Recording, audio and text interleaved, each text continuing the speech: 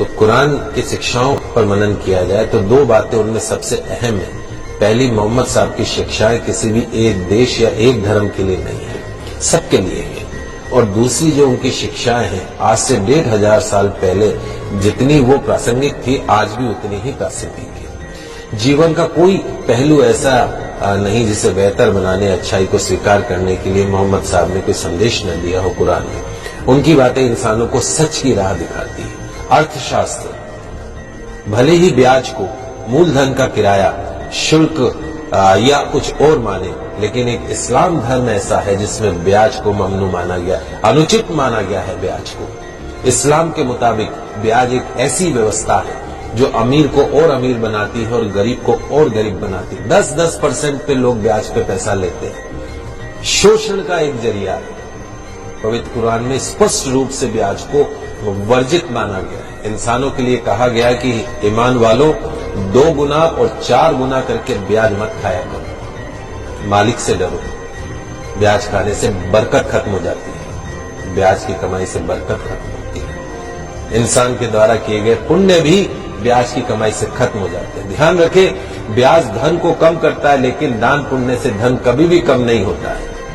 तो जो लोग ब्याज हासिल करने का निश्चय कर चुके हैं और उसके लिए बहाने बनाते हैं, तो यह एक शैतानी धोखा है। जो लोग ब्याज लेने को सही कारोबार साबित करने की कोशिश करते हैं, घर बैठे रहेंगे, ब्याज पर पैसा खाएंगे और लोगों को भी यकीन दिलाते हैं कि ब्याज लेना उचित है, तो ऐसे लोग भी इसी प्रकार के शैतानी धोखे के शिकार होते हैं। जो लोग ब्याज खाते हैं, उनके बारे में कहा गया है कि वे कयामत के दिन खड़े नहीं हो सकते, उसी तरीके से जैसे किसी को शैतान ने छूकर पागल कर दिया हो। यह इसलिए क्योंकि वे कहा करते थे कि व्यापार भी तो ब्याज के समान ही है।